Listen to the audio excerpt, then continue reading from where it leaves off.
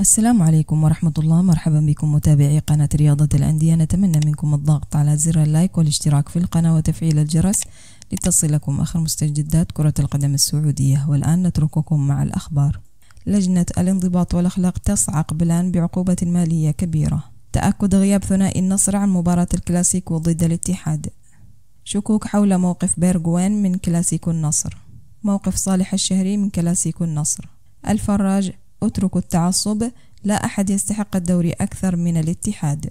كشف تقرير صحفي عن عقوبة منتظرة بحق الفرنسي لوران بلان المدير الفني بفريق كرة القدم لنادي الاتحاد، وذلك عقب انتهاء مباراة الاتفاق في الجولة 29 من منافسة دوري روشن السعودي للمحترفين. وأقيمت المواجهة مساء الاثنين على ملعب عبد الله الفيصل بمدينة جدة، حيث حقق العميد الانتصار بثلاثية مقابل هدفين، ليتصدر بذلك جدول الترتيب العام برصيد 68 نقطة بفارق 6 نقاط عن الهلال الوصيف. وستوقع لجنة الانضباط والأخلاق عقوبة مالية ضد لوران بلان المدير الفني لفريق نادي الاتحاد بقيمة 30,000 ريال بسبب تغيبه عن المؤتمر الصحفي الخاص بمباراة الفريق الأخيرة أمام الاتفاق بمسابقة دوري روشن السعودي للمحترفين. وتأتي هذه العقوبة بسبب عدم حضور بلان المؤتمر الصحفي الخاص بمواجهة الاتفاق، حيث غادر مباشرة عقب انتهاء المواجهة في واقعة فاجأت المنظمين وجماهير الاتحاد أيضا. ويمكن للاتحاد حسم لقب الدوري في الأسبوع 32 بشكل مباشر حال استمراره في جمع 9 نقاط إضافية مع تعثر الهلال بالتعادل في أي لقاء قادم.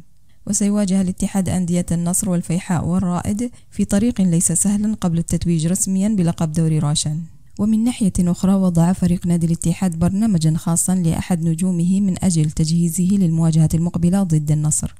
ويحل الاتحاد ضيفا على النصر على ملعب الأول بارك في 7 مايو المقبل ضمن منافسات الجولة 30 من الدوري السعودي للمحترفين.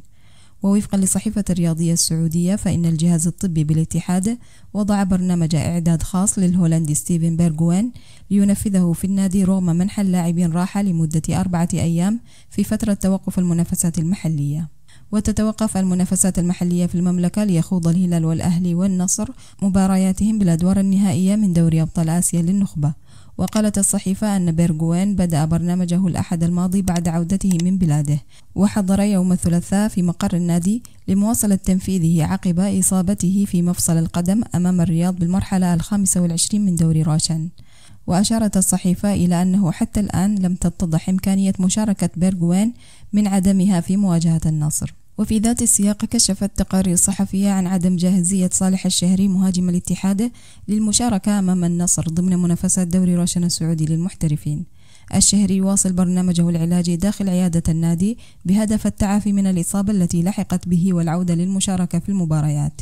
نجم العميد كان قد تعرض للإصابة بتمزق في العضلة الخلفية خلال مواجهة الفتح الأخيرة، ومن المتوقع أن يبتعد عن الملاعب لمدة تتراوح بين 6 إلى 8 أسابيع. ومن ناحية أخرى، أشاد الإعلامي السعودي وليد الفراج بنادي الاتحاد معتبرا أنه أكثر فريق يستحق الحصول على لقب الدوري السعودي للمحترفين هذا الموسم، حيث كتب الفراج عبر حسابه على موقع التواصل الاجتماعي إكس: فنيا لم أستمتع كثيرا بمباريات الاتحاد مثل ما كنت أستمتع به قبل سنوات، ومباريات الاتحاد الأخيرة فيها ضغط عصبي رهيب على مدرجاته. وأضاف: لكن بالأرقام لا يوجد من يستحق الدوري غيره، اتركوا التعصب وباركوا إذا حققها الاتحاد.